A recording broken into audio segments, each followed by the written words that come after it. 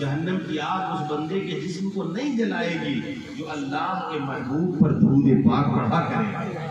جو اللہ کے محبوب پر درود پڑھے گا جہنم کی آگ اسے نہیں جلا سکتی۔ کیسے جلائے گی؟ آؤ درود پاک کی برکت بیان کرتے ہوئے اس کے بعد میں اپنی بات پر آتا ہوں۔ ایک حدیث پاک سناتا ہوں آپ کو۔ اللہ کے رسول صلی اللہ تعالیٰ علیہ وسلم قیامت کے میدان میں، اللہ کے رسول فرماتے ہیں قیامت کے میدان میں سرکار ہوں گے۔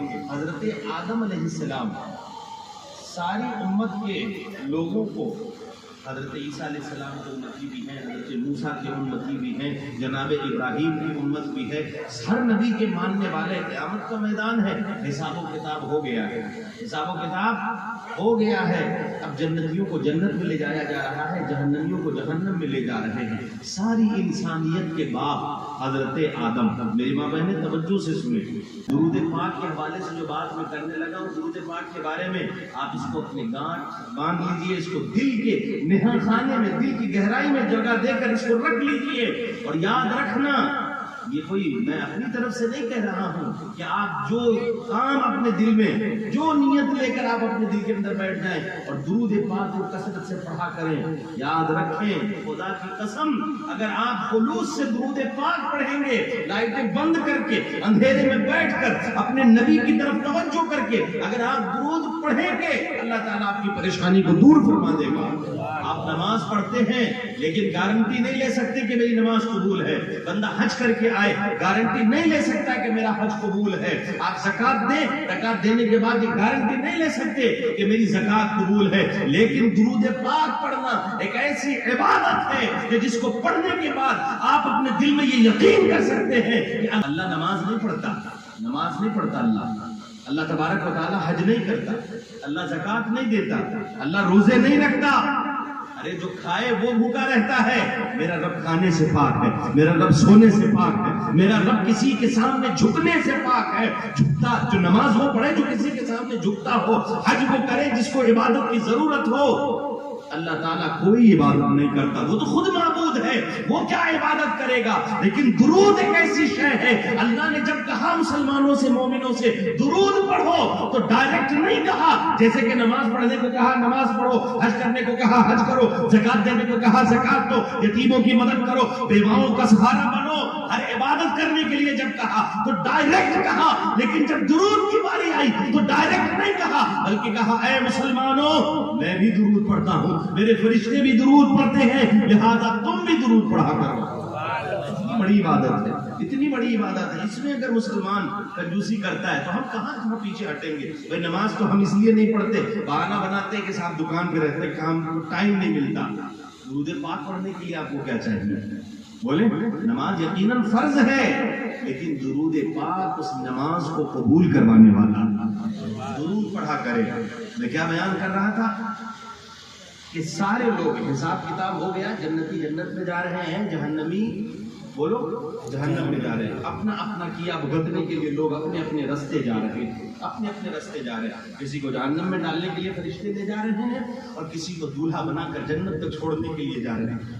حضرت آدم ساری انسانیت کے باپ اپنی اولادوں کو راستے جاتا ہوا دیکھ رہے ہیں کہ یہ میری اولاد سے ہے، یہ جنت میں جا رہا ہے، اولاد میری ہے، امتی ابراہیم کا ہے، جنت میں جا رہا ہے، اولاد میری ہے، امتی عیسیٰ علیہ السلام کا کہلاتا تھا، جہنم میں جا رہا ہے، اولاد میری ہے، امتی جناب موسیٰ کا کہلاتا تھا، جہنم میں جا رہا ہے، اولاد میری ہے، امتی جناب محمد الرسول اللہ صلی اللہ علیہ وسلم کا ہے، جنت میں جا رہا ہے۔ اس طرح کا معاملہ وہ دیکھ رہے ہیں کہ یہ جنت میں گیا، وہ جہنم میں گیا۔ اتنے میں حضرت آدم علیہ السلام کیا دیکھیں گے کہ ایک شخص کو فرشتے پکڑ کر جہنم میں لے جا رہے ہیں، اور وہ امتی کس کا ہے؟ رسول اللہ صلی اللہ علیہ وسلم کا ہے۔ اور آدم بھی جانتے ہیں کہ اگر اللہ کا محبوب چاہ لے اور اگر وہ سفارش کر دے تو اللہ تبارک و تعالی جہنم سے جہنمیوں کو آزاد کر دے گا۔ جیسے ہی جناب آدم یہ دیکھیں گے اولاد میری ہے لیکن امتی آخری نبی کا ہے، جہنم میں لے جایا جا رہا ہے، آپ فوراً پکار اٹھیں گے یا محمد یا محمد یا محمد، اے محمد کہاں ہو؟ اللہ کے رسول جیسے ہی آواز کو سنیں گے، امتیوں کی مدد میں لگے ہوئے ہیں، جیسے ہی جناب آدم کی آواز کو سنیں گے دوڑے دوڑے آئیں گے، یا ابل بشر میں حاضر ہوں، یا ابل بشر میں حاضر ہوں، یا بشر میں حاضر ہوں، اے انسانیت کے باپ میں حاضر ہوں۔ جناب آدم کے پاس اللہ کے محبوب حاضر ہوں گے، اور حاضر ہونے کے بعد کہیں گے کیا بات ہے؟ جناب آدم کہیں گے اے محمد دیکھو دیکھو، وہ تمہارے امتی کو فرشتے جہنم میں لے کر جا رہے ہیں۔ اللہ کے رسول پہنچیں گے، اور پہنچنے کے بعد کہیں گے اے فرشتوں، اسے جہنم میں کیوں لے کر جا رہے ہو؟ رکو تو صحیح۔ فرشتے کہیں گے ہم اللہ کے حکم کے تابع ہیں، اللہ نے اس کا حساب و کتاب لیا، لینے کے بعد کہا کہ اسے جہنم میں ڈال دو، اس کے پاس نیکیاں نہیں ہیں، نیک اعمال نہیں ہیں، ہم اسے جہنم میں لے کے جا رہے ہیں۔ اللہ کے رسول سید عالم صلی اللہ علیہ وسلم ارشاد فرمائیں گے رکو ذرا، اور پھر سید عالم صلی اللہ علیہ وسلم اپنے ہاتھ سے اپنی داڑھی مبارک کو پکڑیں گے، اور پکڑنے کے بعد آسمان کی طرف، اوپر کی طرف دیکھتے ہوئے کہیں گے اے میرے مالک، کیا تو نے مجھ سے وعدہ نہیں کیا تھا کہ تو مجھے میری امت میں رسوا نہیں کرے گا؟ اس کے بعد فرشتوں سے کہا جائے گا اس کا پھر سے حساب و کتاب کیا جائے، پھر سے اس کے اعمال تولے جائیں، پھر سے میزان عمل پر لایا جائے گا، پھر سے اس کی نیکیاں وزن کی جا رہی ہیں۔ یہ تو آج کا حساب کتاب کرنے والا ہے نا، غلطی کرتا ہے۔ فرشتے تو معصوم ہیں، ان سے غلطی ہوتی نہیں ہے، غلطی نہیں ہوتی۔ جس طرح پہلے نتیجہ نکلا تھا کہ نامہ اعمال میں نیکیاں کم تھی، گناہ زیادہ تھے، اس کا جہنمی ہونا فکس تھا، دوبارہ جب حساب کیا گیا، دوبارہ جب نیکیاں گنی گئیں، دوبارہ جب گناہ کیے گئے، نتیجہ وہی نکلا جو پہلے تھا۔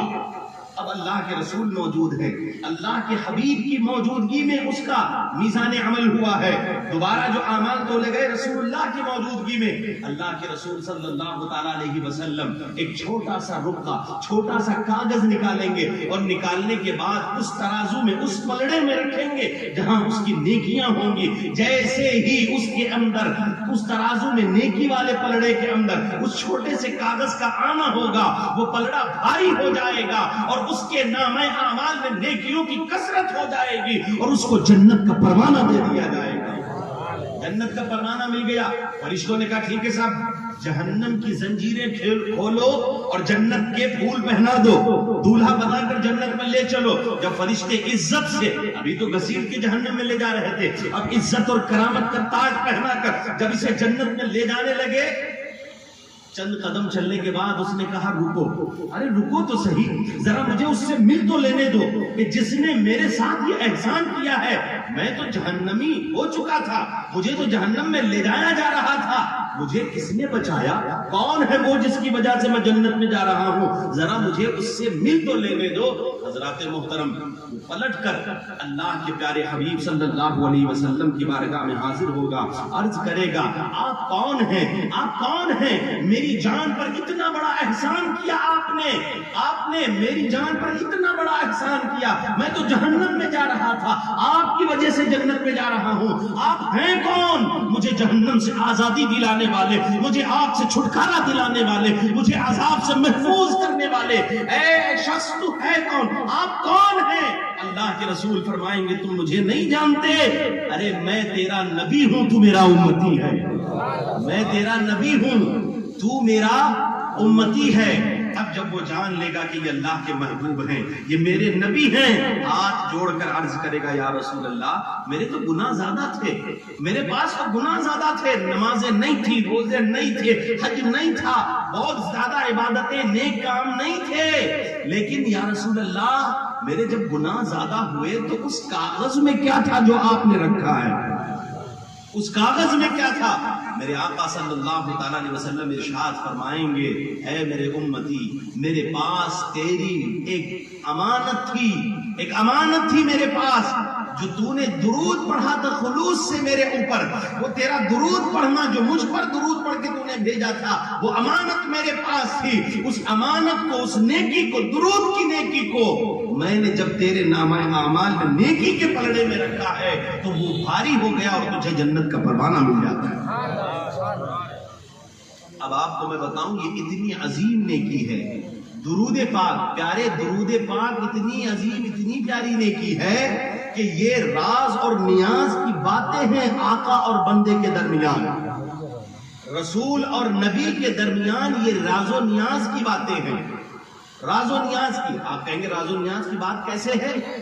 اس لیے کہ میرے آقا ارشاد فرماتے ہیں، حدیث پاک کا مفہوم ہے، لوگوں جب تم درود پڑھتے ہو تو میں تمہارا درود خود سنتا ہوں۔ بہت سے لوگ ہیں جن کا درود فرشتے لے کر جاتے ہیں، اور بہتوں کا درود میرے آقا خود سنتے ہیں، میرے آقا خود سنتے ہیں۔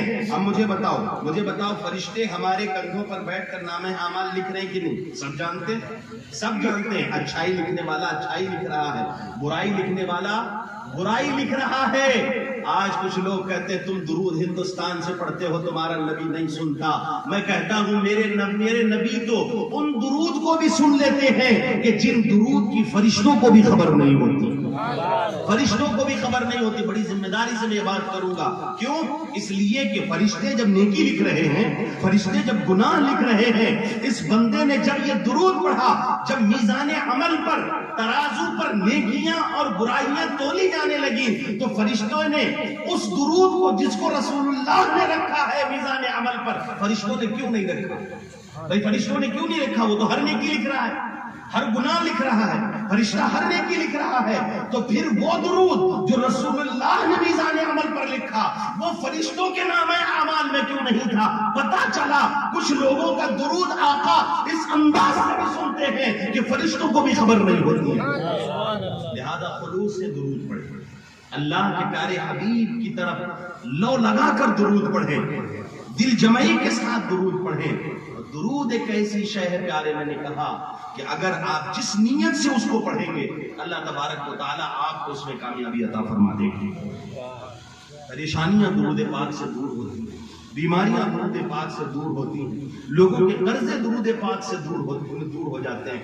آپ درود پاک پڑھ کر تو دیکھیں، اللہ قرآن میں فرماتا ان اللہ وملائکتہ یصلون علی النبی، اے لوگوں اللہ اپنے محبوب پر درود بھیجتا ہے، اس کے فرشتے بھی درود بھیجتے ہیں، تو اے ایمان والو تم بھی درود بھیجا کرو۔